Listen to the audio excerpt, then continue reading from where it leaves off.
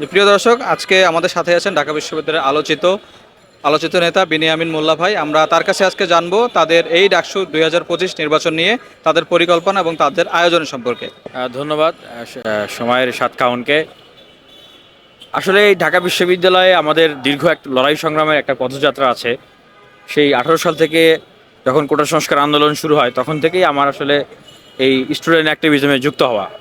তো তখন ছাত্রলীগের নির্যাতন নিপীড়নের শিকার হই। তখন মনে হয় যে এই বিশ্ববিদ্যালয়ে যদি এই নির্যাতন নিপীড়ন দখলদারিত্বের রাজনীতিটা না থাকতো, আর এই বিশ্ববিদ্যালয়ে যদি একটা একাডেমিক এক্সেলেন্সের জায়গা গবেষণা বিশ্ববিদ্যালয় হতো, শিক্ষার্থীদের এই সংকটগুলো না থাকতো। তারপরে ধারাবাহিকভাবে 19 সালে ডাকসু নির্বাচন, এর পরবর্তী পরিস্থিতিতে আমরা আসলে বুঝতে পারি যে এটা বাংলাদেশের এই ঢাকা বিশ্ববিদ্যালয়ে সম্ভব করতে হলে এই দেশ থেকে আগে ছাত্রলীগ আওয়ামী লীগকে বিতাড়িত করতে হবে, ফ্যাসিবাদকে নির্মূল করতে হবে। সেই লড়াই আমরা করেছি। আমি নিজে দুইবার জেল খেটেছি। এই বিশ্ববিদ্যালয়ের আসলে পরতে পরতে জায়গায় জায়গায় আমার সেই আন্দোলন সংগ্রামের স্মৃতি আছে, প্রতিবাদের স্মৃতি আছে, এইটিএসসিতে মার খেয়েছি সেই স্মৃতি আছে। তবে মহান রব্বুল আলমের কাছে আসলে শুকরিয়া আদায় করি যে অবশেষে 24 সালের এই গণ অভ্যুত্থানের ভিতর দিয়ে ফ্যাসিবাদের বিতাড়িত আমরা করতে পেরেছি। এখন আমাদের আসলে যে স্বপ্ন সেটা হচ্ছে যে বিশ্ববিদ্যালয়ে একটা গণতান্ত্রিক পরিবেশ বজায় রাখা, বিশ্ববিদ্যালয়ের যে সংকটগুলো রয়েছে সেই সংকটগুলো নিরসন করা এবং এই বিশ্ববিদ্যালয়টাকে একটা একাডেমিক এক্সেলেন্সের জায়গায় নিয়ে যাওয়া। সেটার জন্য বাস্তবসম্মত পদ্ধতি হচ্ছে বছর বছর নিয়মিত সময়ে এই ছাত্র সংসদ নির্বাচনের আয়োজনটা করা। তা আমরা আসলে সেদিকে এখন আগাচ্ছি। এই ডাকসু নির্বাচনের জন্য আসলে অনেক ফাইট করতে হচ্ছে। এমনি এমনি যে বিশ্ববিদ্যালয়ে ডাকসু দিয়ে দিচ্ছে তা কিন্তু না। আমি নিজে অনশন অবস্থান প্রতিবাদ করেছি বিশ্ববিদ্যালয়ের শিক্ষার্থীদেরকে সাথে নিয়ে, এবং একরকম বাধ্য করা হয়েছে আর কি বিশ্ববিদ্যালয়কে এই ডাকসু নির্বাচনের জন্য। এখন আমি মনে করি বিশ্ববিদ্যালয়ের শিক্ষার্থীদের হাতে এই শক্তিটা এসেছে, তারা ভোট দিতে পারবে, দাঁড়াতে পারবে। এবং বিশ্ববিদ্যালয়ের যে সংকটগুলো যদি বলি, আমাদের mother of all problem, mother of all crisis যেটা আবাসন সংকট, সেটা সমাধান করা অতীব জরুরি। প্রত্যেকটা স্টুডেন্টদের জন্যই আসলে one student one bed one table এটা দরকার, এবং এটা অবাস্তব না, এটা বাস্তবসম্মতভাবেই করা সম্ভব। এবং এখনও প্রথম বর্ষ দ্বিতীয় বর্ষের শিক্ষার্থীরা অনেকে আবাসন পায় নাই, যেটাকে কেন্দ্র করে আবার নতুন করে কিন্তু এই গেস্টরুম গণরুম বা রাজনৈতিক এই যে রাজনীতি, লেজুরভিত্তিক রাজনীতি, সেটা চালু হওয়ার সম্ভাবনা দেখা দিচ্ছে। সেক্ষেত্রে আমরা মনে করি যে প্রথম বর্ষ দ্বিতীয় বর্ষ শিক্ষার্থীদের জন্য আবাসনের ব্যবস্থা করা, যতদিন না পারা যায় ততদিন আবাসন বৃত্তির ব্যবস্থা করা, এইটা করতে হবে।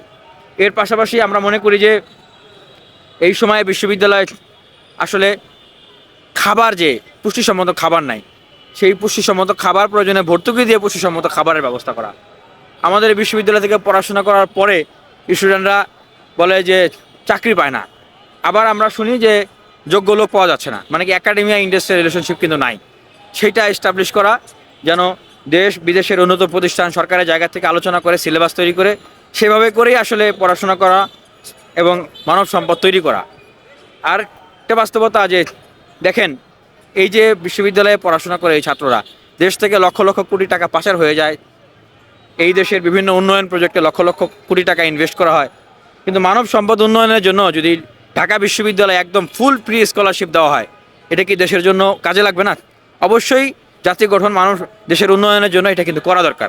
তাই এইটাও আমাদের মানে ভীষণের ভিতরে আছে যে প্রত্যেকটা শিক্ষার্থীর জন্য ফুল ফ্রি, কারো জন্য বই কিনবে, খাতা কিনবে, সেমিস্টার ফি দিবে, কি খাবে, এই জন্য টেনশন না করতে হয়। আর এটা আমরা এইভাবে চিন্তা করি যে ইমিডিয়েটলি এখনই তো এটা করা সম্ভব না, সময় লাগবে। ইমিডিয়েটলি আমরা যেটা করতে চাই, প্রত্যেকটা স্টুডেন্টের জন্য পার্ট টাইম জব এবং ইন্টার্নশিপ, এবং বিশ্ববিদ্যালয়ে যারা অবস্থান করবে তাদের পার্ট টাইম জবটা হবে আউটসোর্সিং সিস্টেমে, যেন সবাই কিছু না কিছু করে আর্ন করতে পারে।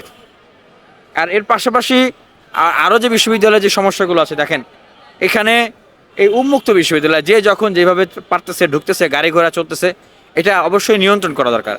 আমাদের প্রায় অর্ধেক শিক্ষার্থী নারী শিক্ষার্থী, তাদের নিরাপত্তার বিষয়টা।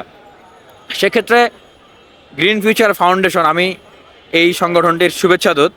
তো অলরেডি 5টি ইলেকট্রিক ভেহিকেল কাজ করতেছে, আরও 40টি ইলেকট্রিক ভেহিকেল নামানোর জন্য প্রক্রিয়া চলতেছে।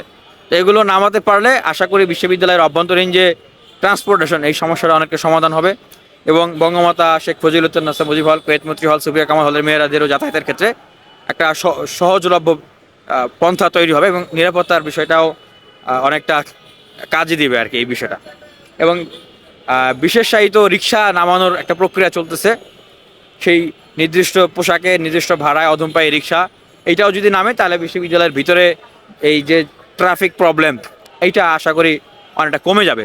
পাশাপাশি বিশ্ববিদ্যালয়ে মানদাতার আমাদের মেডিকেল সেন্টার, এই সেন্টারগুলো উন্নত করতে হবে অবশ্যই। এবং শিক্ষার্থীরা দেখেন তারা যেন উন্নত চিকিৎসা পায়, যে কোনো সেবা এখান থেকে নিতে পারে। আর বিশ্ববিদ্যালয়ের এখনও দেখেন অনেক স্ট্রাকচার আছে, হ্যাঁ, একাডেমিক ভবন, হল, লাইব্রেরি মাঝে মাঝে ভেঙে পড়ে। এগুলো টেম্পার টেস্ট করা এবং এগুলোকে সংস্কার করা অতীব জরুরি। পুকুরগুলো সংস্কার করা জরুরি। এখানে বিশ্বমানের গবেষণা কেন্দ্র দরকার। অনেক গবেষণা কেন্দ্র আছে, এই মানদাতার আমলের এগুলো কোনো সংস্কার হয় না। বিশ্ববিদ্যালয়ে হাজার হাজার কোটি টাকার বাজেট হলো কিছুদিন আগে, কিন্তু সেখানে লাইব্রেরির কথা নাই। আমাদের উন্নত প্রযুক্তি সম্পন্ন পর্যাপ্ত লাইব্রেরি দরকার। তো এছাড়াও আরও অনেক প্রয়োজনই রয়েছে আসলে বিশ্ববিদ্যালয়ের শিক্ষার্থীদের জন্য। তবে মোটা দাগে মনে করি যে এই কাজগুলো হলে শিক্ষার্থীরা তাদের জায়গা থেকে তাদের যে সংকট সেগুলো সমাধান এবং বিশ্ববিদ্যালয়ের যে একাডেমিক জায়গায় উন্নতি করে নিয়ে যাওয়া সেটার জন্য কাজ দেবে। সেই জায়গা থেকে আমাদের যে প্যানেল, সেই প্যানেলের আমরা নামকরণ করেছি DUCSU for change, vote for change.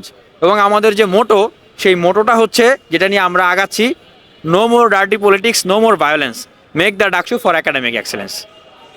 ধন্যবাদ বিনিয়ামিন মোল্লা ভাই, এখন আমাদের ভিপি ক্যান্ডিডেট। আমি ভাইয়ের কাছে সর্বশেষ যেটা প্রশ্ন রাখতে চাই, যেটা ডাকসু নির্বাচনের ক্ষেত্রে মেইন সমস্যা, যে 90-এর পর দীর্ঘ 16-17 বছর পর, তারপর আবার 19-এর পরে 6 বছর পরে ডাকসু নির্বাচন হয়েছে। ভিপি নূর অলরেডি বলেছেন, যে সাবেক ভিপি নূর, যে এবার যদি নির্বাচন না হয় তাহলে আর কয় দশক পর হবে তার কোনো ঠিক ঠিকানা নেই। আচ্ছা, তার মানে কি এমনটা দাঁড়ায় যে এবারও নির্বাচন হবে কিনা এরকম আশঙ্কা তৈরির কোনো পরিবেশ সৃষ্টি হচ্ছে? আর যদিও বা হয়, আপনি তো ভিপি ক্যান্ডিডেট, আপনি যদি ভিপি হয়ে যান, সর্বোচ্চ পদধারী আপনি, এর পরবর্তীতে যেন নিয়মতান্ত্রিকভাবে নিয়মিত ডাকসু ভোট হয়, সে নিয়ে আপনার কোনো পরিকল্পনা আছে কি না? আমার 1 নম্বর ইশতেহারের পয়েন্টই থাকবে এইটা, ডাকসুকে ক্যালেন্ডার ইভেন্ট করা এবং এই ডাকসু থাকাকালীন পরবর্তী ডাকসুর আয়োজনকে সম্পন্ন করা। আর আপনি যেটা বললেন যে হ্যাঁ, ডাকসু তো দিচ্ছে না বিশ্ববিদ্যালয়, আমরা আদায় করে নিচ্ছি, অনেক সংগ্রাম করতে হয়েছে এবং বানচাল করার জন্য নানাবিধ চক্রান্ত চলছে। দেখেন, এই যে ছাত্রদল হঠাৎ করে হল কমিটি দিল, দিয়ে একটা মব তৈরি করার জন্য অনেককেই সেখানে উস্কে দিল, মিছিলের ভিতরে ঢুকিয়ে দিয়ে। তো একটা মারামারি ডাকসু নির্বাচনের পরিবেশ নেই।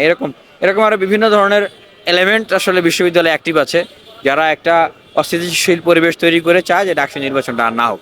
তবে বিশ্ববিদ্যালয়ের শিক্ষার্থীরা আমরা ঐক্যবদ্ধ আছি। বিশ্ববিদ্যালয়ের সবচেয়ে বড় শক্তি হচ্ছে বিশ্ববিদ্যালয়ের ছাত্রছাত্রীরা। আমরা ডাকসু চাই এবং আমরা চাই যে ভবিষ্যতে যে ঢাকা বিশ্ববিদ্যালয়ের চিত্র, সেটা ডাকসুর মাধ্যমেই বিশ্ববিদ্যালয়ের শিক্ষার্থীরা আসলে বিনির্মাণ করবেন।